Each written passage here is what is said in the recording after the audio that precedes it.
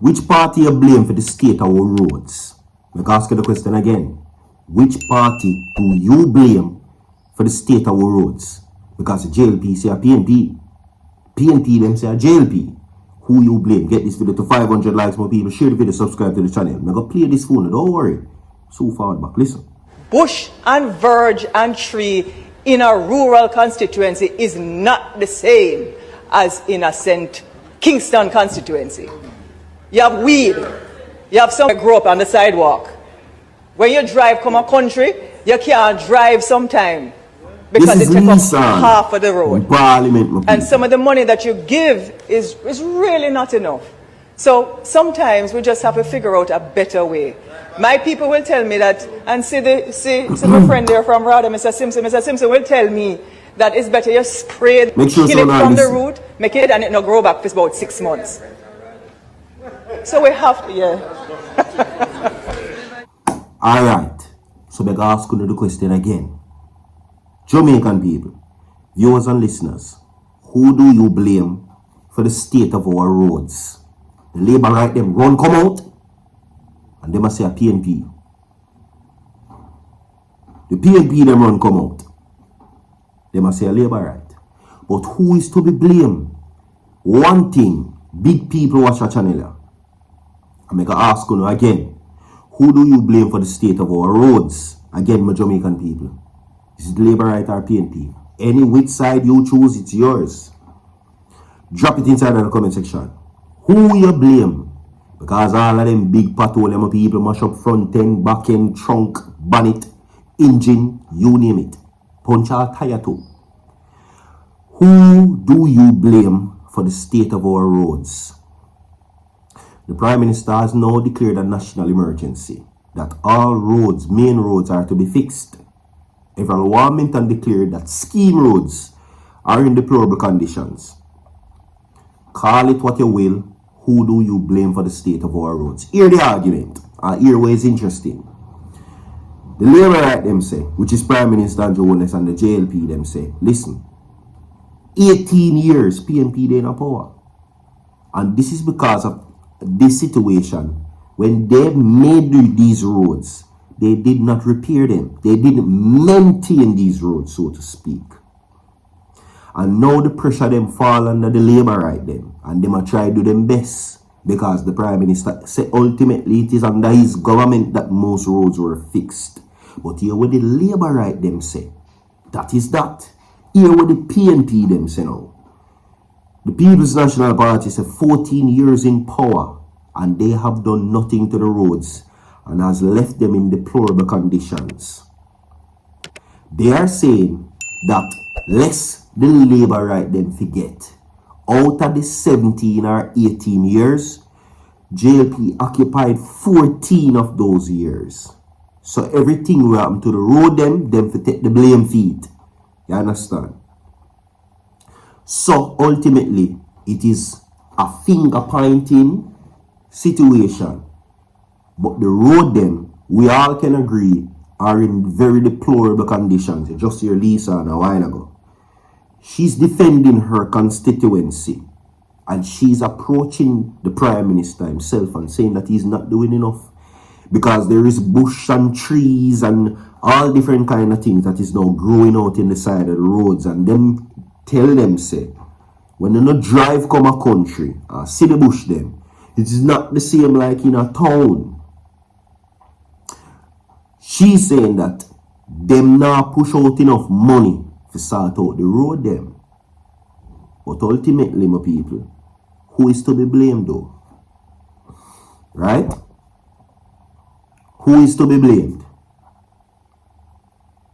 Who is to be blamed? But the roads need to be fixed. How did we arrive to this? How did it get here? That is the question. Who neglected our roads to make them now these deplorable conditions? I'm telling you, I walk and drop in our patrol the other day, my ankle twist. I tell no lies. So the state of the roads them are in deplorable conditions. I hear the Transport Minister, Darrell Vaz, has to be begging and beseeching to the Prime Minister that the roads needs to be fixed and he's making an appeal. So is Lisa Hanna now, who should be blamed. You understand what I say? Comment your thoughts inside the comment section, my people. Work together, everybody, all viewers who are listening to me now. Before you comment, leave a like on the video, share the video, and most of all, subscribe to the channel.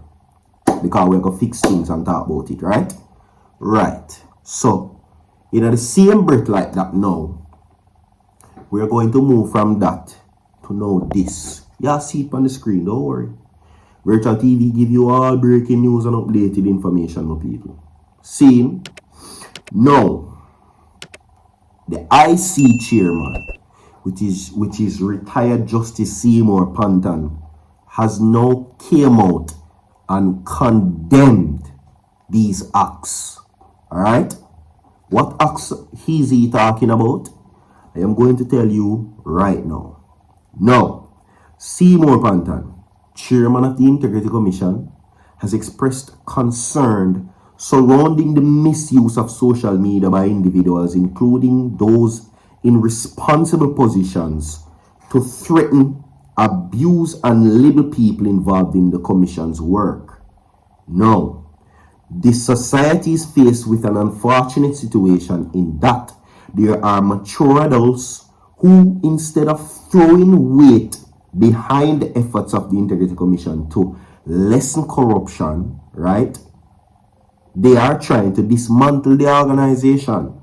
Now, Pantan said these persons, some of whom hold their responsible positions, are using the so-called social media to threaten and abuse the label persons involved with the work of the commission. Such behavior does not help in the effort to unite young people against corruption or to shape a future with integrity.